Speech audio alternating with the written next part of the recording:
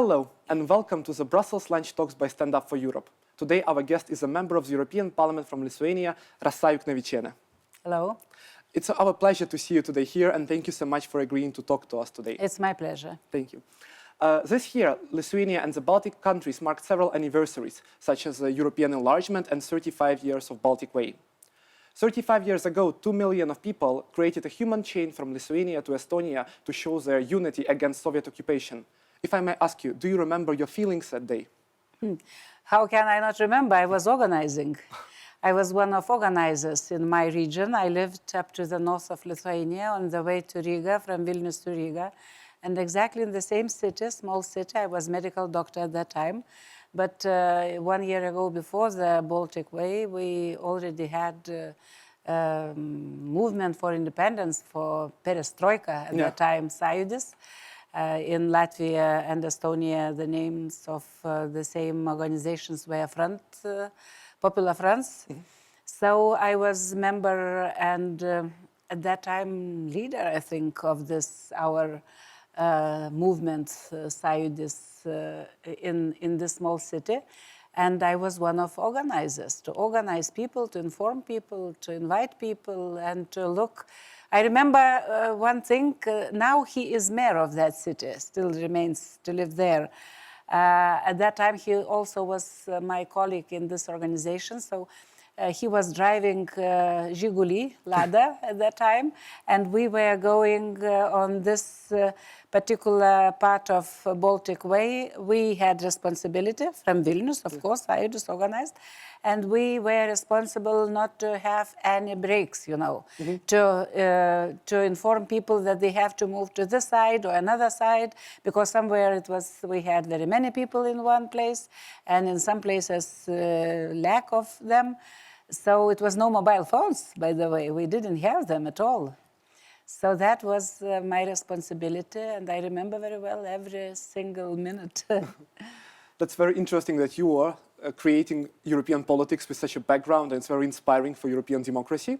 It's also interesting to mention, because I don't know if you know, but more than 100 years ago in Ukraine, in 1918, we also created a human chain between west and east of Ukraine, and that's technically when Ukrainian Republic firstly appeared, and then it was occupied by Soviets later. Very good, but look, we are from the same background, same roots, Ukrainians, Lithuanians, Polish people, Belarusians. We had common state, Commonwealth, and before it was, I don't know, how do you call it, Lithuanian occupation? We also times of the prosperity. peaceful time, because it was common defense from the east coming, those Tatarian, Mongolians, and everything.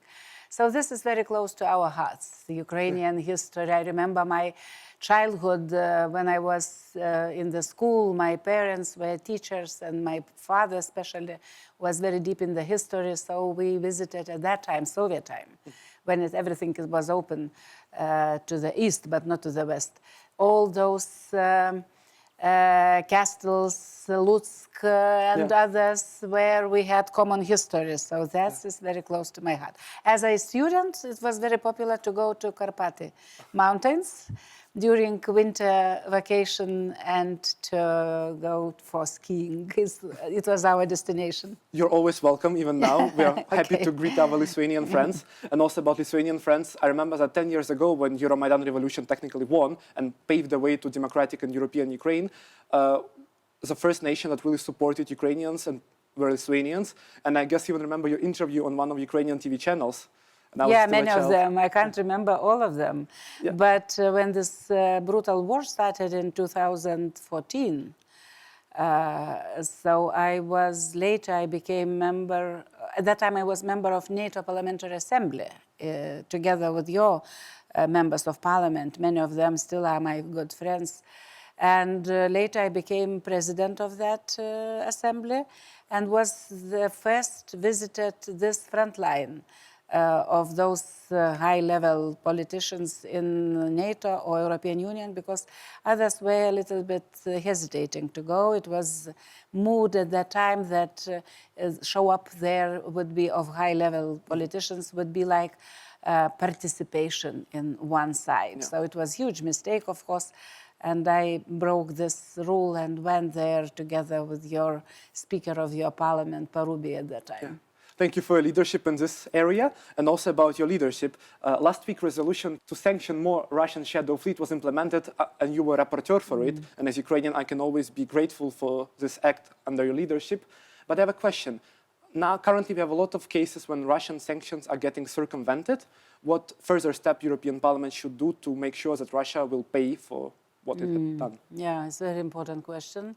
But I would like to add that on Shadow Fleet, Sandra Kalnete was leading from Latvia in the very beginning, but later I replaced her because she was absent here. So we're happy that we finished this without any amendments and as it was agreed.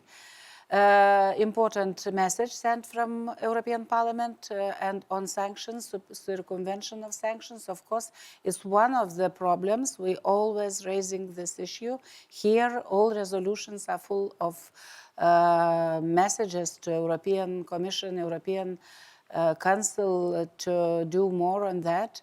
And I think, I hope that new Commission, which will be composed of much more politicians, not only, how to say, executives in the past, but politicians, they understand what does it mean. And this issue will be solved in much better way. And those from my political group also will have majority there, and they very much pro-Ukrainian. So we need to have better institutions, better equipped, better, more people to follow how implementations of sanctions is going on, like Americans have. So they have very strong institutions. They are following every single sanction, and circumvention is not possible, of course, but penalties and punishment is very high. Okay, thank you. And also about Ukraine, do you think that the current level of NATO's and EU support to Ukraine is enough to ensure its security and sovereignty, or what else we should focus on?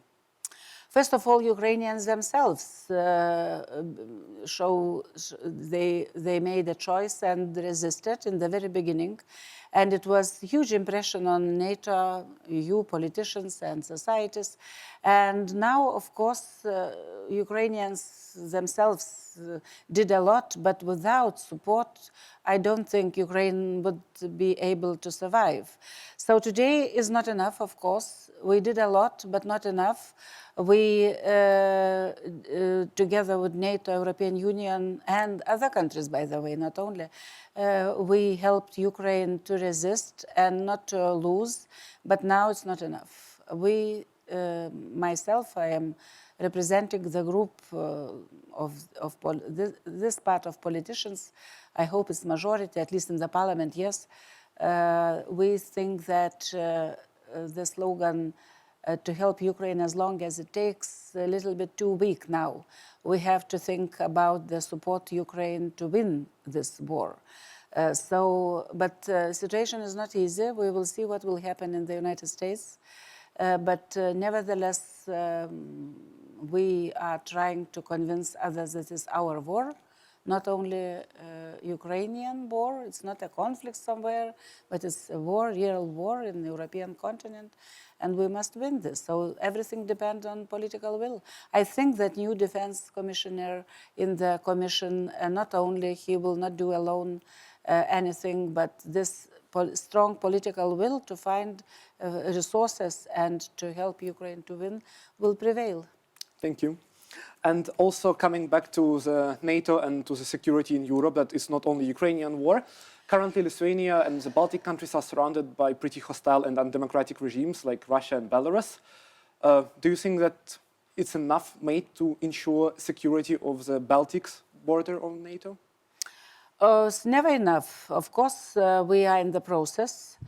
If compared to what we had before 2014 and what we have now, including the mood in the society, the understanding in the society that we have to defend ourselves, because before that, very many were so relaxed when we joined NATO, and that was a big mistake to think that they will come and defend us. So we had nothing almost. Now it's a totally different situation. We're spending close to 3.5 of GDP for our defense.